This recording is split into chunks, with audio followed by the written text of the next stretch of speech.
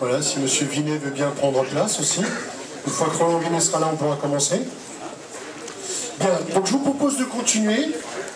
J'ai vu que la pause était bénéfique pour tout le monde, surtout pour l'échange, c'était intéressant. Donc n'hésitez vraiment pas, hein, je sais que vous avez beaucoup de choses à vous dire entre vous, ça va de soi, mais n'hésitez pas à poser des questions à nos intervenants, ils sont aussi là pour ça, et ils peuvent vous apporter des éléments de réponse. Donc là, c'est Benjamin Mathieu qui va reprendre donc, la parole. Il va nous parler de l'influence des techniques de lance sur la cinétique de développement du feu et sur les contraintes thermiques, hein, donc c'est dans la suite logique de son travail. Benjamin, c'est à toi.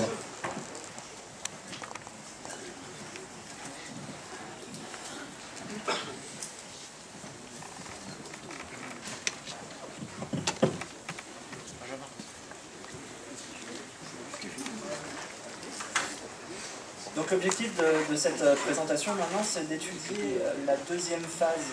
On avait vu qu'on travaillait sur deux phases, une phase d'observation et une phase d'attaque. On va maintenant travailler sur cette deuxième phase d'attaque pour essayer de voir l'influence des techniques de lance sur la cinétique de développement du feu et sur les contraintes thermiques. Alors par rapport à la première phase que l'on a vue, où on a étudié un petit peu les aspects de contraintes subies par les personnes, ici on ne va pas voir l'influence du feu sur les personnes, mais plutôt l'influence de la personne sur le feu, dans cette phase d'attaque. Donc pour ça, on a plusieurs objectifs, c'est comprendre l'influence de ces techniques de lance sur la dynamique du foyer, c'est d'analyser l'efficacité de ces techniques. On verra qu'on a utilisé 3 techniques de lance différentes qui sont prévues par le GNR, on va y revenir. C'est d'étudier l'influence de ces 3 techniques différentes et de comprendre leurs influences, comment elles vont pouvoir diminuer les températures ou le flux à l'intérieur du caisson. Donc les résultats attendus, c'est d'abord un questionnement, notamment sur l'efficacité du jet droit par rapport au jet diffusé d'attaque. Et ensuite, c'est quelle est l'action du jet diffusé de protection par rapport aux 2 jets dont on a parlé juste avant. Donc juste pour replacer un petit peu pour l'ensemble les différents jets qu'on a utilisés. Donc là, vous avez le jet droit. Alors c'est décrit par les guides nationaux de référence. On a simplement repris ce qui était écrit dans ces guides.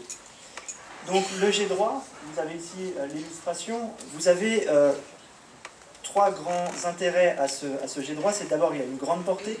Ensuite, il a un pouvoir de pénétration qui est très important par rapport aux 2 qui vont suivre. Et il y a une meilleure précision au niveau du foyer. Alors ça, il faut bien le garder en tête parce qu'on va voir ensuite cette influence sur les analyses que nous avons faites. Et on retrouvera un petit peu ces caractéristiques-là. Dans les points de faiblesse de ce jet, on a une absorption de chaleur qui est moins importante, tout simplement parce qu'on envoie des paquets d'eau en fait, et qu'il faut que cette eau s'évapore, et elle va avoir plus de difficultés à le faire qu'un jet diffusé, comme on le verra dans la diapo qui suit. Ensuite, les points négatifs qui suivent sont à titre informatif, mais ça peut occasionner des dégâts supplémentaires, et il y a un effet de recul et un passage de l'électricité qui est facilité. Mais dans ces points, ce qu'il faut vraiment retenir, c'est une absorption de la chaleur qui est moins grande, notamment en comparaison des 2 autres, et un pouvoir de pénétration, par contre, qui lui est très intéressant, notamment au niveau du foyer. On a les 2 autres jets, qui sont des jets diffusés. Donc on a le jet diffusé d'attaque qui lui permet un bon refroidissement par pulvérisation. On va envoyer des gouttelettes d'eau, donc on va avoir un pouvoir d'absorber l'énergie qui va être plus intéressant. On a une bonne pénétration, par contre on a une portée qui est moyenne, et on a la création de vapeur d'eau. Pour le jet diffusé de protection, lui a un très bon refroidissement aussi. Il fait un bon écran de protection, c'est ce que décrit le GNR. Par contre, il n'y a aucun pouvoir de pénétration, et on crée beaucoup de vapeur d'eau. Un point aussi à retenir, c'est qu'il a une portée qui est relativement faible, notamment par rapport au jet droit, mais aussi par rapport au jet diffusé d'attaque. Donc voilà les 3 grands types de jets avec lesquels on a travaillé. Et on va regarder un petit peu l'influence dans les diapos qui suivent. Donc comme je l'ai dit, il y avait 2 phases, une phase d'observation et une phase d'attaque. Dans la suite, on va se concentrer sur cette phase d'attaque en regardant l'influence du volet de cantonnement, mais on va passer assez vite sur cet aspect-là. On va passer plus de temps sur l'influence du jet de lance et de l'exutoire. Comment ça s'est déroulé et comment on a traité les données qui vont suivre et que je vais vous présenter. Donc la période que l'on a considérée va à peu près de 12 minutes, va de 12 minutes à 24 minutes, donc elle dure à peu près 12 minutes. Pendant cette période, on a plusieurs types de jets qui ont été utilisés par cycle. Donc on a 2 jets droits, 3 jets diffusés d'attaque, dont le dernier on ne le prendra pas en compte, donc on va prendre en compte 2 jets diffusés d'attaque et 2 jets diffusés de protection. Et on va organiser ça en cycle. Un cycle comprend un jet droit, un jet diffusé d'attaque et un jet diffusé de protection. Chacun ou chacune des techniques de lance qui a été utilisée s'est accompagnée d'une ouverture et fermeture de l'exutoire qui a duré entre 3 et 6 secondes, donc relativement court. En 6 secondes, ça s'est produit qu'une seule fois. En général, cette ouverture-fermeture dure entre 3 et 4 secondes.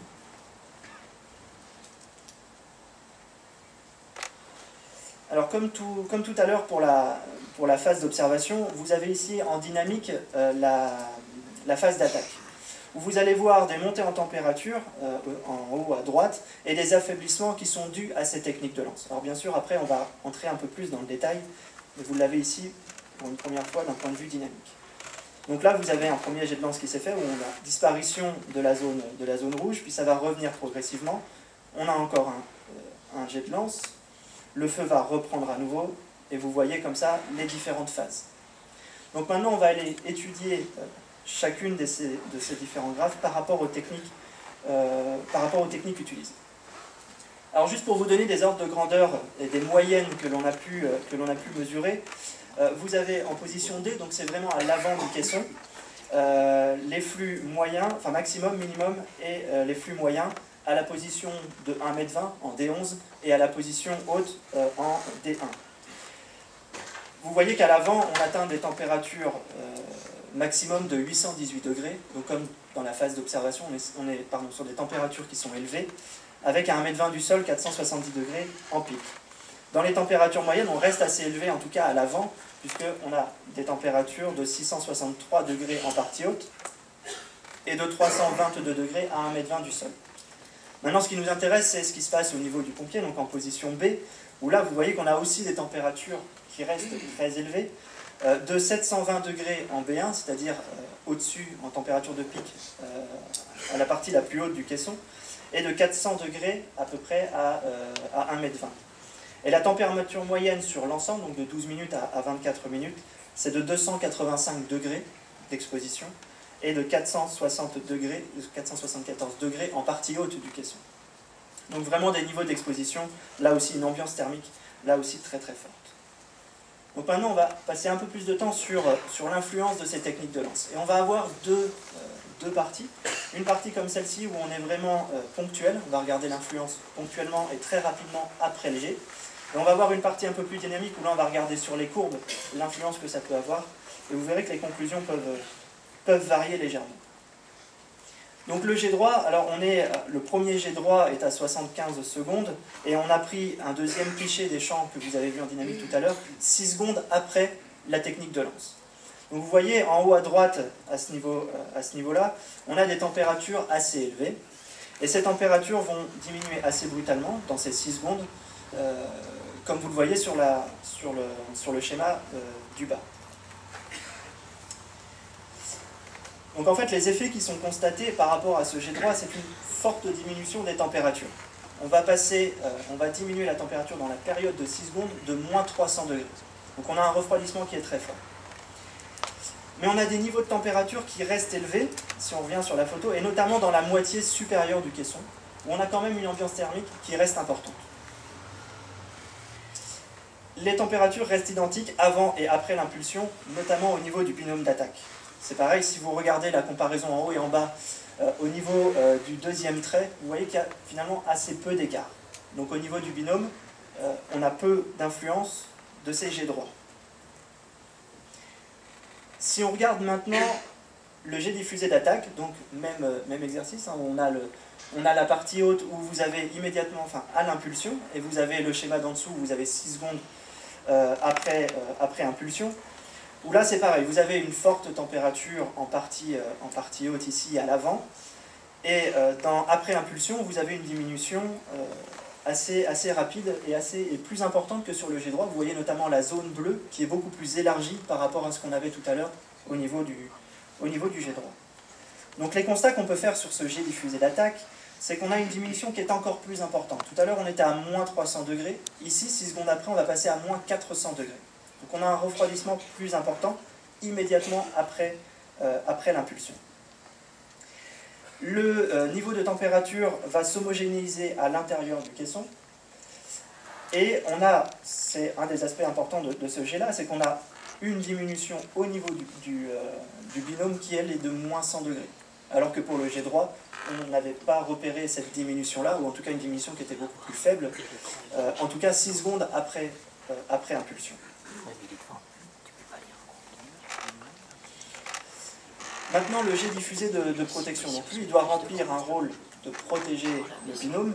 Donc là, c'est pareil, on est plus à... on est un peu au-dessus des 6 secondes après impulsion, mais ça reste dans les mêmes gammes de temps. Vous voyez que en partie haute, à droite, on a la partie chaude, et qu'après impulsion, dans cette période de temps, on retrouve aussi cette partie chaude. Donc le jet diffusé de protection, finalement, agit peu sur le niveau de température à cet endroit-là du caisson, c'est-à-dire à l'avant et en partie haute. Par contre, il faut repérer la zone bleue qui est située ici. Et pour ce jet-là, c'est le seul qui a cette capacité, vous voyez ici on est vraiment à l'impulsion, c'est le seul qui a cette capacité à l'impulsion de diminuer de façon très significative les températures juste à l'avant du binôme. Donc le constat par rapport à ce jet-là, c'est qu'on a peu d'influence sur le foyer, comme je le disais, on a une diminution globale des températures qui est inférieure à 100 degrés à l'avant, et les températures donc restent élevées en partie haute. Par contre, c'est le seul qui a cette capacité tout de suite à l'impulsion de diminuer les températures de 40 à 60 degrés juste à l'avant du binôme. Donc ça, c'était une première étude assez ponctuelle. Vous voyez, on est juste dans les 6 secondes après impulsion. Ce que l'on va voir maintenant, c'est d'un point de vue un peu plus dynamique. Donc vous avez les courbes ici de température en fonction du temps.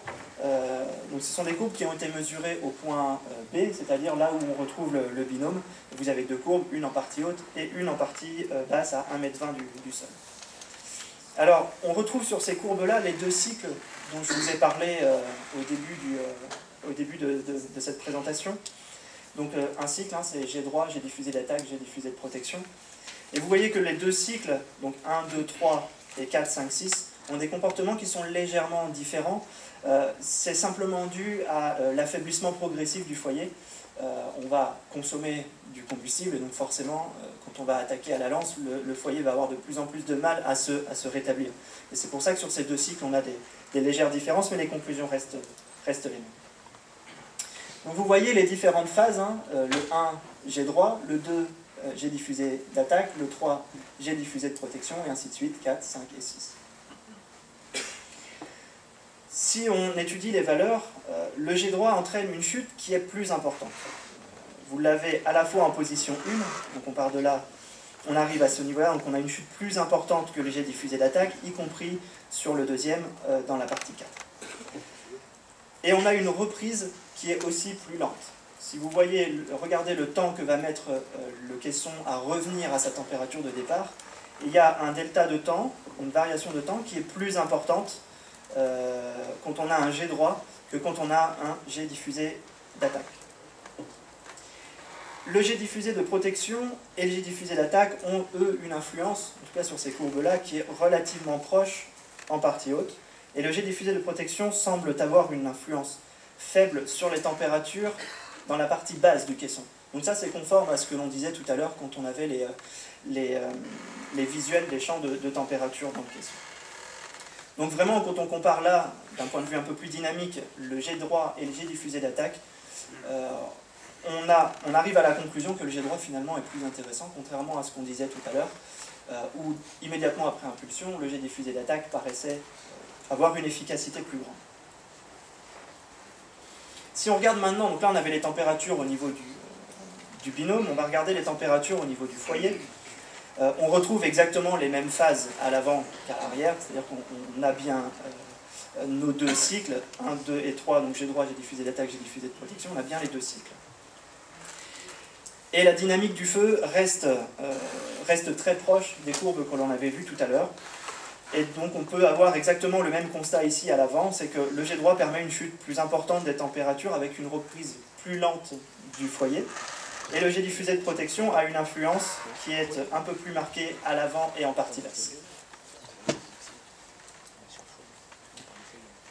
Alors si on fait un petit bilan sur l'étude des températures et par rapport à ces jets de lance, on a, donc, comme je disais, de façon très ponctuelle, il est préférable, si on regarde cette analyse, d'utiliser un jet diffusé d'attaque. Seulement ça c'est immédiatement après l'impulsion. Si on regarde d'un point de vue un peu plus dynamique sur ce qui va se passer un peu plus longtemps après, on a plutôt intérêt finalement à utiliser un jet droit, puisqu'il va permettre une diminution des températures plus importante et surtout une reprise du foyer qui va être plus lente. Alors très certainement que ça c'est dû au mode d'action des différents jets de lance, de ces différents jets de lance, le fait de pulvériser ou d'envoyer des paquets d'eau au niveau du foyer. Et on va retrouver ce qu'on avait vu dans les caractéristiques au niveau des guides nationaux de référence, et c'est ce qu'on avait donné en introduction. Alors ça peut être dû à ce mode d'action, ça peut aussi être dû évidemment au cadre dans lequel on a utilisé ces jets de lance, notamment on est bien sur des entraînements en caisson. On a aussi réalisé, donc, surtout au niveau des jets diffusés d'attaque, sur une seule impulsion et donc pas en continu. Et on a des débits d'eau qui peuvent varier aussi entre un jet droit et un jet diffusé d'attaque. Le mode d'action. Quand on pulvérise, on va surtout pulvériser de l'eau. La portée est moins grande, on va pulvériser de l'eau au niveau des fumées. Donc on va plutôt s'attaquer aux fumées. C'est pour ça qu'on a une diminution très brutale, et notamment au niveau des binômes, des températures. Par contre, au niveau du jet droit, on va envoyer des paquets d'eau, mais directement dans le foyer. On ne va plus attaquer directement les fumées, mais on va attaquer le foyer en lui-même. Ce qui fait qu'on va avoir une action qui va être plus lente, puisque ça va prendre du temps à évaporer ces paquets d'eau. Par contre, on va avoir une efficacité qui va être plus intéressante dans le temps, puisque le feu, vu qu'on a attaqué le foyer, ce foyer-là va avoir du mal à repartir. Et ça, c'est ce qui était décrit dans les guides nationaux de référence, quand on voyait le pouvoir de pénétration de ce jet droit, ou la pulvérisation et l'intérêt de la pulvérisation pour le jet diffusé d'attaque. Et le jet diffusé de protection, là comme on l'avait décrit de façon assez ponctuelle, lui a l'intérêt de protéger, c'est pour ça qu'il a été créé, a l'intérêt de protéger le binôme, donc il va s'intéresser principalement à l'abaissement des températures directement à l'avant des pompiers. Donc là on a vu toute la partie température, on va s'intéresser un petit peu à la partie flux thermique maintenant pour voir si on a bien une bonne correspondance entre ce qu'on a vu sur les températures et ce qu'on va voir sur ces flux. Donc d'abord, comme pour les températures, je vous donne ici les grandes valeurs de ce que l'on a pu voir. Vous avez les flumètres orientés plafond, foyer et paroi en position A, donc à l'arrière, en position B au niveau du pompier, en position D, juste à l'avant du foyer. Donc comme dans la présentation d'avant, on voit que la grande majorité, à la position B, la grande majorité de l'énergie qui est transmise provient du plafond et des parois, et non du foyer, dû à la distance que l'on a, comme on l'avait décrit avec Anthony ce matin. On est sur des valeurs qui sont assez importantes au niveau du pompier, puisqu'on atteint quand même les 18 kW par mètre carré, donc on est proche du fameux flashover qui est de 20 kW par mètre carré. Donc les flux thermiques sont importants, et ça provient, donc, comme je le disais, principalement des parois et du plafond. Donc là, vous avez deux graphes. Le premier graphe qui vous présente le flumètre orienté plafond dans la position A et dans la position B. Et comme ce matin, on a bien une bonne correspondance entre les deux, donc on retrouve cette conclusion que finalement, par rapport au flux émis par le plafond, on a peu de variation avec la distance. Et on retrouve exactement les mêmes phases d'attaque au niveau des températures. Donc on a bien les deux cycles, 1, 2, 3 et 4, 5, 6, avec jet droit, jet diffusé d'attaque, jet diffusé de protection. Alors ce qui est intéressant au niveau des flux thermiques, comme on l'a dit, ça provient principalement du plafond, donc principalement des fumées. Vous voyez ici que la différence finalement entre un jet droit et un jet diffusé d'attaque, il y en a une, le jet droit a une diminution un peu plus importante et un effet un peu plus prolongé comme on le disait, mais en tout cas cette différence est moins marquée que sur les températures. Tout simplement parce que le jet diffusé de protection s'attaque aux fumées. Donc il s'attaque à l'abaissement de la température au niveau des fumées et donc à l'abaissement du flux au niveau de ces fumées. Par contre, quand on regarde au niveau du foyer, là on retrouve effectivement cet intérêt nettement plus important du jet droit avec des abaissements très très forts. Vous voyez notamment sur le deuxième jet droit en position 4, où on a un abaissement vraiment très important de la température, et cet effet d'inertie qui fait que le foyer va avoir plus de mal à revenir à son état initial. Donc là encore, on retrouve ces fameuses actions de s'attaquer soit en jet pulvérisé à la partie fumée, soit en jet droit à s'attaquer au foyer. Donc pour conclure, par rapport à l'ensemble des données que je viens de vous présenter sur ce qui vient d'être dit, le jet droit est plus intéressant que le jet diffusé d'attaque car il permet de contenir la dynamique du foyer de manière plus efficace. On s'intéresse au foyer et on envoie une quantité d'eau importante. Par contre, le jet diffusé d'attaque permet de réduire le niveau de température plus rapidement, puisque lui va avoir une action au niveau des fumées, et son action va être plus large. Et enfin, le jet diffusé de protection, tout comme le prévoit le GNR, va être beaucoup plus efficace dans la protection des binômes, et notamment dans l'abaissement des températures immédiatement à l'avant des personnes qui interviennent. Alors évidemment, ces études-là sont des études préliminaires qu'il va falloir maintenant poursuivre, et notamment en étudiant l'influence de la quantité d'eau émise et cette différence de débit entre jet d'attaque et jet diffusé et jet droit. Merci de votre attention. Merci. Benjamin.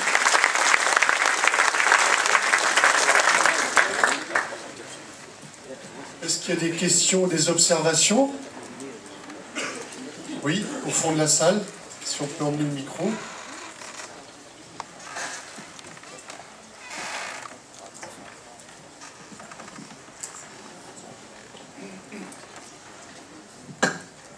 Avez-vous profité de ces essais pour essayer de déterminer quel était le pourcentage d'eau véritablement vaporisée dans les différentes conditions de jet?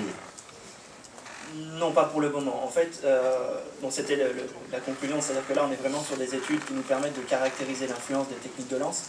Mais ces études nous ont aussi permis de voir qu'il y avait beaucoup d'aspects qui pouvaient influencer ces abaissements de température ou de flux qu'il va falloir maintenant aller confirmer. Effectivement, ça en fait partie. Alors, et puis une petite remarque qui est un petit peu à la marge, qui correspond à cette présentation, mais aussi à la présentation précédente.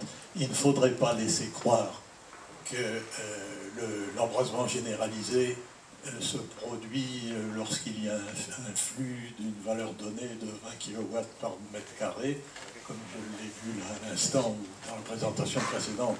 L'embrasement généralisé, c'est beaucoup plus compliqué que cela, et ça peut se produire pour des niveaux de flux au sol bien moindres ou supérieurs, ça dépend de tant de choses. Donc, on ne laisse pas penser que ça peut être défini à partir de ce type de critères. Voilà, c'est tout ce que j'ai. Merci, merci monsieur. Une autre question, une observation? Oui? On va vous passer un micro? Vous avez de la voix, c'est ça?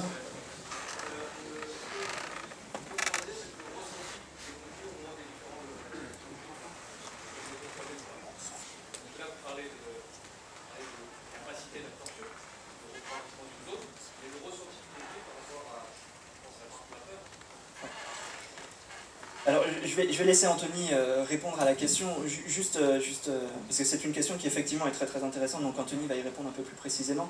Dans cette présentation-là, on s'est vraiment concentré sur l'influence de la personne sur le foyer, mais Anthony va donner des éléments de réponse par rapport à ça. Alors effectivement, on avait essayé de croiser en fait, les données. Par contre, en fait, compte tenu de l'essai qui était organisé, c'est-à-dire que le binôme d'attaque rentre, attaque le foyer, puis ensuite ressort, fait qu'on n'avait pas beaucoup de données en fait, effectives pour voir vraiment l'abaissement de température, le retour des vapeurs en fait, sur les binômes, puisqu'en fait ils ressortaient directement. Ça durait, enfin les essais, je crois, duraient une vingtaine de secondes, même pas.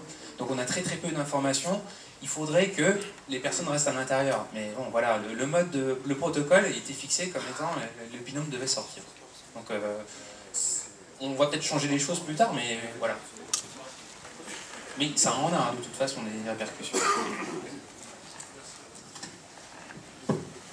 Juste une petite précision pour répondre à la question. Franck Gaviobin, toujours Effectis France, dans le cadre d'un programme de recherche qu'on a fait en 2007-2009 pour le CEVA, qui s'appelle Promesis. On avait essayé de répondre à cette question, et un peu à celle qui est mise en avant ici, c'est-à-dire comparer le ressenti de l'homme, purement le ressenti, à la mesure, et au débit, et au jet, et à la technique. plus on est efficace en refroidissement de fumée, on avait fait les impulsions à 500 litres par minute dans de la fumée, on était plus efficace effectivement, mais le bonhomme il recevait plus. Donc effectivement il y a un équilibre à trouver entre le niveau d'efficacité et au-delà de l'efficacité, c'est-à-dire pas le delta T, c'est pas ça l'efficacité, parce que si j'ai 500 degrés, je descends à 0, et une demi-seconde, c'est nul quoi. Donc je préfère perdre à la limite 100 degrés, mais que ça dure, que ça fasse des plateaux, plutôt que de perdre un pic important, mais qui remonte aussitôt. Donc la question à poser est très complexe. Pour le coup, on avait essayé d'amorcer une réponse dans Promesis, les résultats ne sont pas publics et c'est ce fait-là, mais pour essayer de répondre à cette question-là, il y a effectivement un équilibre très subtil à trouver entre le débit, la technique qu'on applique. Un débit mal appliqué peut être dangereux, le même débit bien appliqué peut être très efficient. Et après, là derrière, on est tous d'accord, c'est la formation, quoi. On est là pour ça. Il n'y a pas de solution miracle.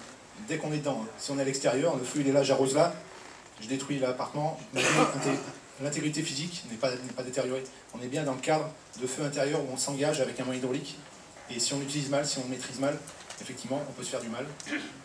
Il y a par exemple le jet de protection avec la position dont on connaît tous le dessin là, dans le GNR, qui est utilisé en Allemagne. Elle commence à être remise en question parce qu'en fait, on vise un point chaud à fort débit, mais on génère aussi un effet Venturi. Hein, c'est-à-dire quand on a un trône, tout le monde connaît la ventilation hydraulique, hein, c'est marqué dans le GNR, donc on sait qu'on a un effet Venturi quand on utilise un grand angle, comme ça. Quand on est couché au sol, qu'on est en flashover, ça veut dire flashover, il y a de la flamme de partout, hein, c'est pas la flamme, elle est juste au plafond et je suis dessous. Et ben, potentiellement, je fais un effet Venturi, et donc j'amène la flamme vers moi. Et il y a des vidéos qui montrent un petit peu des choses comme ça sur des questions de gaz qui ont été faites. Et du coup, voilà. Il y a beaucoup de choses qui sont très délicates. Là, par exemple, ce qui nous a été évoqué, on ne connaît pas forcément la technique de lance, on ne connaît pas le débit. Et du coup, c'est dur à transposer. C'est une des questions que j'allais poser, je pensais que d'autres allaient la poser. Le débit est important et ouais, c'est très compliqué. Et je me doute bien que c'est une amorce d'études qui a été faite. Et il faut bien apprendre comme ça. Et dessus, il y a tout un tas de choses à construire. Voilà, c'est juste pour apporter quelques précisions. Pas vraiment une question, mais une précision. Non, mais Franck, ça fait partie aussi de notre échange et de ces observations. Et pourquoi les résultats de Promesis ne sont pas consultables ou publiables, Franck, tu peux nous dire ça? Parce que c'est privé. Parce que ce serait intéressant. On en a tous entendu parler de Promesis, mais... Oui, il y a un gros problème sur la propriété de ces choses-là. La DSC qui devait théoriquement redistribuer l'info parce qu'elle avait été oui, je me souviens, fonctionnée. Et du coup, les gens ont changé, les intérêts n'étaient plus les mêmes, les priorités non plus. Et du coup, bon, il y a un peu un flou là-dessus. Je suis toujours à disposition de la DSC pour ça, ou du CEA. On a eu des échanges dernièrement encore, avec la société JMAX aussi. Donc tout ça, c'est des choses qui sont toujours en suspens. Effectivement, le gros problème, c'est redistribuer cette info-là. Parce que c'était convié d'ailleurs à un brûlage. C'était un consortium un peu privé pour répondre à une problématique. On souhaitait que cette recherche-là soit distribuée aux pompiers. On avait fait des présentations, notamment à Journée d'innovation de la brigade ou au congrès des sapeurs-pompiers. Et je reconnais, effectivement, c'est bien dommage parce qu'il y a beaucoup de choses qui auraient pu rentrer dans ce cadre-là. Je donnerai 2-3 publis à la personne qui a fait une présentation ce matin en disant que c'était... Il y a des recherches qui ont été faites en 90 par l'US Navy sur ça, sur les hommes aussi. Et l'US Navy a changé son fusil d'épaule en disant, voilà, on passe en impulsion courte, bas débit, pour refroidir du gaz, parce que c'est plus performant que du jet droit, c'était la culture avant. Donc, monsieur qui est intervenu ce matin, je ne me rappelle plus votre nom, j'essaierai de vous passer cette publique 90. Simon, pardon. Ouais. Elle peut vous intéresser. Ouais, merci beaucoup pour cet échange. Merci beaucoup. Bien, je vous propose de continuer, comme ça on respecte notre timing. Merci Benjamin, tu voulais peut-être ajouter quelque chose? Non, mais moi je veux bien ajouter quelque chose. Bonjour, c'était la dernière question, parce que j'avais... Pardon, excusez-moi, je ne vous ai pas vu. Voilà. François Régnier, de 1091. Donc on a vu des petits constats, donc je rejoins pas mal de mes camarades dans il ne faut pas prescrire justement les choses en disant c'est plus intéressant ou plus efficace.